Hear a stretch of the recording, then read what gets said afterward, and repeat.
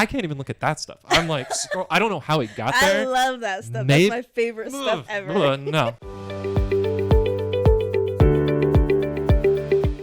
Welcome to another episode of the Jobology Podcast. I'm your host, Brandon, and today my guest is Mahalia. She is a esthetician, which she's going to get into a lot more detail, hopefully, on what that exactly is, because I was kind of confused at first. But before we get too into this, if you guys are interested in learning more about Mahalia or me or Jobology Podcast, click the show more right under the YouTube video, and all of our links will be down there. But thank you for being with me today, Mahalia. Thanks for having me. Appreciate it. First question I always like to ask is, if you had to describe your job in a sentence, how would you describe your job? I enhance people's natural beauty with skincare and lashes. Okay. Those are my skincare and specialties. lashes. All right. Mm-hmm. What if somebody like me came in who doesn't have that natural beauty? Can we enhance unnatural beauty? Okay, everybody is beautiful. Okay. So, I mean, everyone has skin. Sure. So, yes, everybody can get skincare. It's for everyone. Awesome. No gender. Great. That was no age. That's awesome. She's already answering the questions before I ask them. That was going to be one of my first questions was, is this something that's for everybody, or like, are you like, sorry, Brandon, not you, but Megan, your wife? Sure. Right. Or is it just anybody can Definitely come on in? For everybody. I don't have very many men that get lashes. Okay. That's definitely more of something that women do. But if men want to get lashes, come on in. I'd Okay. love to do that. Cool. But skin, everybody. Gotcha. Okay. What is, like, I was going to save this one, but I think it's important up top for people to know. What's your best, like, at-home skincare tip? And then what's, like, the worst thing I could be doing for my skin at home? Well, the biggest thing is going to be sunscreen. Okay. Always sunscreen. Okay. And no matter what you're doing, sunscreen's really it. It's the sun is the number one ager. And if you're not wearing sunscreen, well, you're doing yourself a disservice for sure. So if I could just say any tip, it would be sunscreen. So I have... aversion's not the right word, but I just don't really like putting sunscreen on. I mean, I'm going to give you guys a little sneak peek here, but you see my shoulders. It's massively freckled because I've gotten massively bad sunburn before. So I can attest to, like, hey, wear your sunscreen. Just do it. It's might not be the most fun thing to do, but hey, it's the best thing for you. Yeah, I mean, also there's so many ways to apply sunscreen nowadays. They have powders, they have sprays, they have creams, they have like a little stick, Except that all of them are cold. We're getting off on a tangent here, but all of them are so cold. Why do I have to every time it touches me? What is that? I can't fix that. There's no way to all right, well, that's fine. Maybe put it in your hands, rub it together.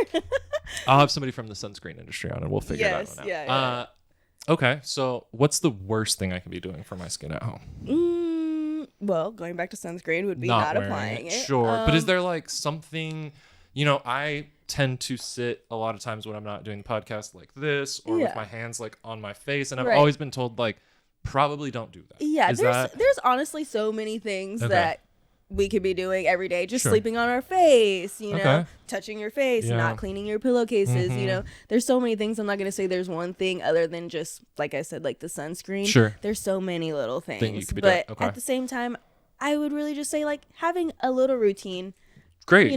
That's a great one. Versus not having one. Sure. If like, sometimes I do this, sometimes I don't. But if you have an actual, like, hey, every day I do this, it may not, you don't have to have the highest, most expensive things. But if you get just a kind of a process. Okay. We have on the podcast had barber, hairstylist, manicurist. So we're basically a beauty podcast at this point. But where does, like, esthetician fit into that, like, beauty regimen? Is it just like skin, kind of how you said, or is there more to it? So for me, when it comes to skin and lashes, it's like people kind of think of that, it's not as important as, getting my hair done. Or, people have more of a routine, or they're more used to getting their hair done all the time.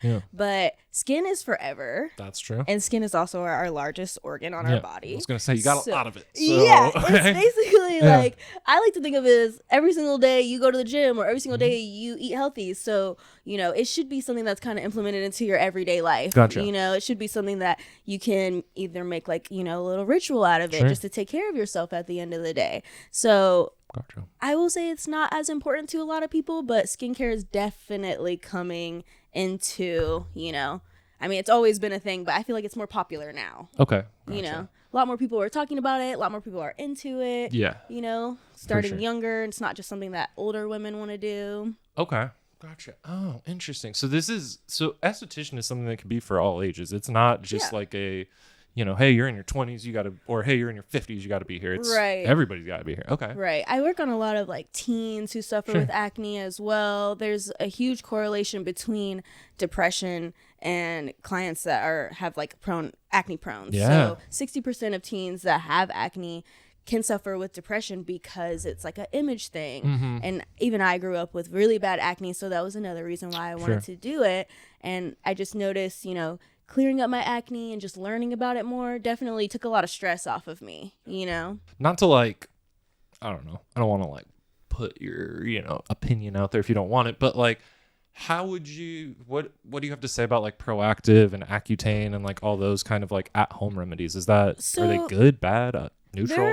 So Accutane, that one is very strong. Yeah, I've heard. So the side effects, I mean, just you're in a lot of pain, your skin could be just so dry. Sure. I think there are alternatives before we go there. Gotcha. A lot of people are, just kind of at their wits end with their skin. Sure. And so they're like, what can I do? Or maybe their parents, their teens, we're trying everything and nothing's working.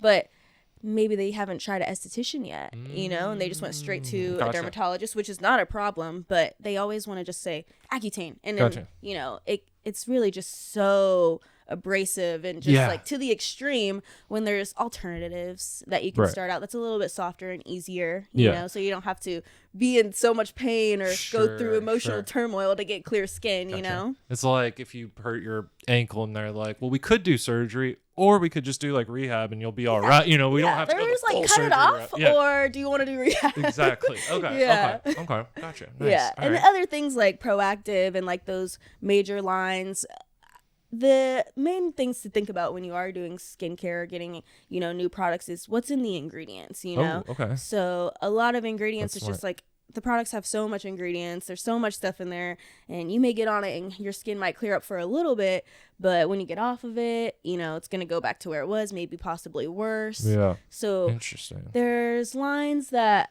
are just kind of like a fab or, Gotcha. It might work for a little bit and then, so again, going to an esthetician and really trying to learn about that. I sell skin scripts and they're a medical grade. Okay. Unfortunately, only estheticians can order it, but I can order it for my clients. Okay.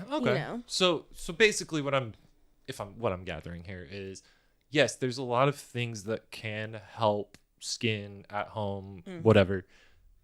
The best thing might just be coming to see me and then we'll discuss those options together and we'll talk about it. Right. Gotcha. It's everyone's different. You want to customize your skincare. Of course. I mean, this might work for you, but it might not work for her. Right. I mean, I've heard people have oily skin, people have dry skin. So it's well, if I have oily skin and you want to maybe that's not the play. Or if I have dry skin, you're no, let's dry it. I was wait, no. Right. There's so many things. Gotcha. Yeah. And the dry, the oil. Yeah. It's it's a whole big thing. So I do like to customize everything, even my lashes, Everybody needs something specifically for themselves. Everybody's different. So that's important. I think that's very important. And I think that's smart on your end too, of recognizing early on, hey, not everybody has the same needs. Not everybody has the same issues. I have to tailor my approach differently to everyone. Right. That's smart. I don't know if there's a clinical term for this. I tried looking it up the other day of fear of eyes, but I don't. So I don't have everything came up like looking at people in the eye. I don't have a fear of that. I have a fear of people getting near my eyes, touching, putting contacts in, putting eye drops in, none of it. Nobody, nothing, not at all. Can't do it. Yeah. What, if I came to see you, is that something we can work through together? Or are you bro, you better get that figured out at home before you come see me? That's so funny that you say that. Because when I was younger, I had a weird thing about eyes when I would see them upside down. And now I literally see eyes upside down every single day putting lashes. Interesting. It's That's so weird. strange. Yeah. It was such a weird thing that I had to overcome. Yeah. But I mean, if you're coming for a facial, I'm not really on your eyes. But if you're coming for lashes, yeah, that might be an issue. That's going to be tough. Okay. I do have clients that get anxiety. And so laying down, when you get your lashes, it's 2 hours. Gotcha. You lay down and their eyes are closed. So sometimes I'll just let them get up and take a break and stuff. Gotcha. I'm down to work with people. But if you really can't have people touching your eyes and stuff, it's going to be tough. Yeah, it will be pretty hard. Okay. Other kind of, I just thought of this too. So I have a beard. I don't know why this keeps happening, but when I go on TikTok, follow Jobology Podcast. When I go on TikTok, these ingrown beard hair things keep coming up, the pimple popper things. Is that what you're doing on a daily basis? Oh, yes. Gosh. Okay. Back to the eye. I can't even look at that stuff. I'm like, I don't know how it got there. I love that stuff. That's my favorite stuff ever. No, maybe I held too long on one video one time and they're like, you must love these. I'm like, no, I don't. Get them out of here. Okay. So that's your bag. That's your. I do that all day. I love it. I have a great time doing that. I love the ingrown hairs when they come out. So does my wife. It's disgusting. Yeah, it's amazing. You guys got issues. So, how does one become an esthetician? That's, I think, I would guess there's got to be some schooling, licensing, but I don't know. So, so you get your license, your esthetician license. You go to school for usually 6 months to a year, depending on how in depth you wanted to go. And then you take your state board test and you get your license. Okay. So pretty close to cosmetology and barber, same school, different classes. Gotcha. Okay. What is when you're in those classes or when you're learning? And how long have you been doing? How long have you been out of school? I guess is my question. About 3 years, 4 years almost. If you could try and remember back 3-4 years, it's tough for me. I don't know how it is for other people, but if somebody asked me 3 years ago, I don't know. What's the best thing about classes or schooling, and is there a best thing? Is there a worst thing, or is it just hey, I just got to get this done? I will say beauty school is actually pretty hard, as in just the environment is definitely not the best. And you could, I'm sure you've asked other people that went to beauty school. It's definitely. It could be, I would say, Mean Girl Central. Okay. Because it's the beauty world. Fetch. So it's definitely a lot of mean girls. And, you're around a lot of people that are in the beauty world. And they could be a little catty and that type of stuff. I wish that I had a little bit better of an experience during school. I was pretty stressed and I was overwhelmed. Yeah. Working and going to school full time. It's a lot. Definitely. Yeah. But I did have a pretty good educator, so I am thankful for that. I learned a lot about skin and in depth with that, but that's good. I don't know. I feel if I was gonna give advice to anyone that wants to go in this field, choose the most inexpensive school. Yeah, and just get it done, because it's all kind of the same thing, and at the end of the day, it just matters about that test at the end that you have to take. So I went to a more expensive school, and I'm didn't really need to do that. Gotcha. Yeah, I think that kind of can go for a lot of things of you'll learn stuff in school, but I think a lot of people learn more once they're doing it. Yeah, exactly. These things in the school, okay, sure. But then when it's actual practical, it's this doesn't really apply. Right. I'm a very hands-on learner too, so we did do hands-on in school, but I actually learned lashes before I went to school. And then when I was in esthetician school, I didn't learn lashes at all. You had to pay extra for that. And I was I already know. Yeah, okay. So I'm not going to pay for it, Got it. Yeah. That's interesting. What does your average day look like as an esthetician? How many clients, if you had your perfect day, how many clients would you see? How many, what time do you open, close? Are you working out of a place? So I rent a room at a spa where they do massage and skincare also. Sweet. So gorgeous in there. It's called Knots and Needs. Okay. And then, I typically work on about 4 people a day. Sure. I like keeping it around that range. After that, I'm exhausted. Gotcha. How long is a typical treatment? So it depends. I do lashes and facials. So it could be anywhere from an hour to 2 hours. Okay. Yeah. Dang, so 4 if it's okay. Yeah, it's a pretty full day. Sure. Yeah. Sure, I know. And then there's some girls that do 8 lashes a day. I'm my back would be broken if I did that. No, thank you. Yeah. Okay. And then is it are all your prices set? Is it, based on if I'm saying, hey, I want, give me everything, is there, how kind of how does your I don't know, be like, how much do you get paid? But like, how does it work for you? Like, I'm sure you have to pay maybe like rent to the place you're staying. So I do rent. But I have, my prices are based off of each service. So I would say like the lowest service is probably around 80, and then the highest is like 150. So it just depends on what they're getting. You know? Of course. And then I do get girls that do like doubles. They'll do lashes and facials in the same day, and I kind of give them a little discount, you know, because 2 for 1. You know, interesting.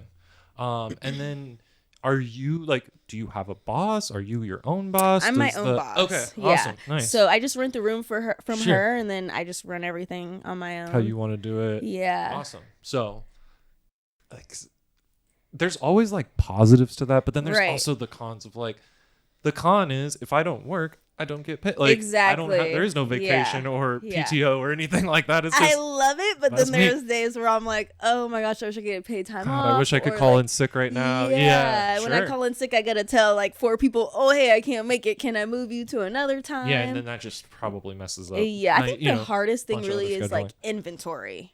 That's really where I'm like, oh my gosh, because it's like you gotta think about that 24/7. Oh, I gotta order this. I gotta get this. Yeah, gotta make sure this is set. It's just like there's so much. So much products and things that you got to keep up with that I would say that's probably the hardest. Gotcha. Okay. And then now I'm assuming this falls under that kind of same category of vacations and all that stuff of like, there's no like, you don't have any like perks or benefit. I mean, perks maybe, but like you don't get medical or like that's all just out of your I gotta pay for that. Yeah. Okay. And then a question that I have asked in the past, and I like this question is there like a hidden perk about your job, maybe something that the average person doesn't see, but you're like, oh, I really like this aspect of my job that maybe people don't recognize? I would think like the best perk is really just being able to like connect with people. Sure. And you know, it's people aren't really like thinking, oh, you get to really like connect like that. But I just get on such a deep level with my clients, and you know, I think of them as like my friends because we really do get so close. Well, and, I was gonna say you're real intimate up in my face. I see them lashes. They come every 2 weeks. It's like I know all about their life, you know. So then the next 2 weeks you get the catch up of the last 2 weeks. Exactly. It's like I feel like you're spending an hour or 2 hours with them. So yeah, of course. Yeah, it's like I think that's like probably the best perk is just like the connections that I get to make with people and everything. Like it's not just about making you feel good and look pretty, but you know, I get to actually connect with people. Yeah, that's how I feel about this job. I mean, part of the reason I love doing it is because I like to learn about stuff I don't know, and I like to like get to meet new people, make connections. It's fun. It is a good time. I get where you're coming from on that for sure. If you wanted to advance or like get a promotion, sounds weird when you're your own boss, but what's like kind of, is there a next step? Like, would you open your own salon? What it would kind of be? So I am getting into like instructing. So I've been doing a lot of lash training and stuff. I want to kind of, you know, go further with that.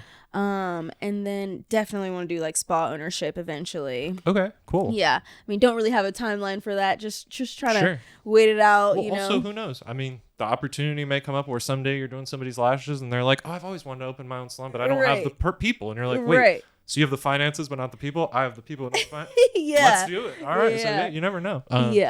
Interesting. Okay. The last couple ones we did, barber and hairstylist, like I was saying, we kind of talked about how one of the tough parts about that is I didn't go to school for business. I went to school to learn how to do this, and now I want to start my own thing. So it's almost like you got to do a whole nother level of schooling to like so much more. What do I have to do business wise? What do I have to do to open it? How do I how do I get a loan? How do I pay taxes? Okay. Okay. That's maybe one of the unperks. I've been trying to take like little classes online and stuff. I was in banking before I started doing this, so I feel like that kind of helped me with like the loan aspect and financial things. But no, there's so much still. Also depends how well of a bank. Like I was a terrible banker. I used to be a banker. I was terrible. Because I just didn't. It didn't interest me, so I didn't take the time to like learn all the things I was probably supposed to learn. Right. Where they're like, "Hey, talk to this person about a home loan." I'm like, "I don't even know what you're talking about." They're like, "We'll get them to put their mortgage." I'm like, "I don't know what is going on." Right. That's why I'm not a banker anymore. Yeah. So, but yeah, if it's something that you're like, "Oh yeah, I do," like, then that's awesome because that will be able to help you in the future, and also it gives you like, hey, I could go back and ask somebody like, hey, remember? Like, those connections that you make from work and everything for sure. Exactly. Is there a question that you thought I should ask that I didn't ask, or something that you feel like the viewer needs to know that maybe we didn't talk about when it comes to either skincare, being an esthetician, coming to see your esthetician? Like, maybe how should I prep myself to come see you? Well, I feel like you're asking like really good questions. Oh, thank you. Well, that's great. You're doing good on that part. Appreciate it. I would just like, if I was to say something, I would say mostly, I guess, kind of going back to like the gender thing, and like, you know, I don't want people to feel like, oh, it's too feminine to get skincare, or, you know, I want it to be like, you know, gender neutral. I want people not to feel going like to the gym. Yeah. It's like just taking care of your body. Yeah. And like when I finally get men to come get facials, they're like, why haven't I been doing this? Like my partner, he hasn't gotten a facial his whole life, and then he started getting them, and now I can't get him out of there. He's like, when's my next facial? You know? So it's like, I would definitely want to touch on that for sure. And just like, you know, taking away maybe feeling like it's selfish or conceited to get your lashes and do your skincare. Like, you know, those are things that you could be doing to take care of yourself because it makes you feel good. Right. Not because you want to just like be perfect all the time, you know? Sure. I mean, there's always that. I think I've said it on the podcast before, but one of my favorite adages is, if you look good, you play good. If you play good, they pay good. So yes, you know, I love that. It's all part of it, and especially with the mental health aspect, like you were talking about before, is if you are feeling down on yourself and like what, that could be a way to get you a quick boost of like, oh, hey, like I feel better now. I feel like I'm taking care of myself a little bit more. So I think that's a great aspect to bring up. I have a couple more questions before we get to the end that I've come up with as we've gone through this. How do you feel about at-home masks? Those are great. Okay. I mean, it just depends on, like I said, the ingredients. Sure. It's like, don't get something with a bunch of alcohol and a bunch of you don't know what it is. You know, get something where you're like, okay, I kind of understand what this is, or I've heard someone say this. Or maybe look them up. You know, there's websites that tell reviews. You what's good, what's bad. Yeah. Sure. So depending on the mask and stuff, you know, I'm not totally opposed to them. I love like the sheet masks and that type of stuff. Cool. Maybe they're like, obviously, you know, there's always pros and cons to everything. So I'm sure that it does some good and some maybe not. But maybe, you know, if that's just like, don't use those. But you're saying, hey, it's all right as long as you have the right stuff. I mean, if you're putting it on your skin and you're like, oh my gosh, this hurts like really bad. Yeah, this is burning. Maybe not. Or maybe like St. Ives. Don't use them. Like if it feels like there's little tiny like needles in there, maybe not the best for you. You know, there's certain masks that are way too strong to be out there. Sure. And, you know, I'll even get clients, oh, I did this at home, and you know, it's gonna take like months to help you get back to where you were. Okay. So don't go and get like the strongest thing on the market and just like, you know, use that on yourself. Also, talk to your esthetician. Yeah. Maybe ask them. Maybe go see, you know, hey, this mask, and they're like, no, this one. You're like, oh, perfect. Right. There like my clients will send me pictures and lists of things. Should I get this? Can I get this? And I'll be like, yes, no. You know, like great. We like this, we hate this. You know. Yeah, I think that's important. And then, if I'm coming to see you, I always like to use myself as an example. So if I'm coming, should I wash my face first? I mean, I'm assuming I should shower before, but you know, should I wash my face? Should I put stuff on my face, or should I just come as is and let you deal with it? Definitely like a light wash and sunscreen, you know, that's good. You don't have to go crazy or anything before you come in, because I'm going to go crazy. So that's what I figured. But I also was like, maybe you're like, hey, don't wash, you know, maybe there's like oils, or maybe you're like, right. I clean your face. prefer when people definitely aren't like super stinky and sweaty. Makes sense. And I like when women don't wear makeup, or you know, no makeup is kind of best, because then it just takes me a while because I got to clean all that off. You know, that's like why. And even with lashes, like no makeup is better. Okay. Yeah. Gotcha. All right. Well, that's about all I have for you on the esthetician front. But I always like to leave the end of the podcast for the guests to either talk about something that they feel is important, or a cause, promote something, or just whatever they want the viewer to know. So here's your time. Free Palestine, for sure. And you know, like I said, wear your sunscreen, take care of yourself. Self-care is not selfish.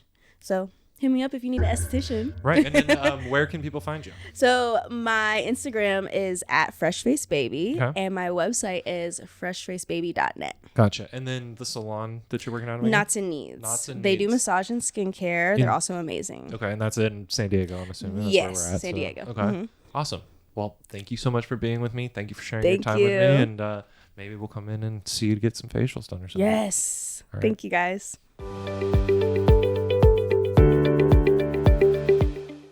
Well, that's it for another episode of the Jobology Podcast. Thank you for tuning in. If you guys want to support our channel, please make sure you like, subscribe, and follow at Jobology Podcast on all major social media platforms. Your support means everything. Like we say to end every episode, make good choices.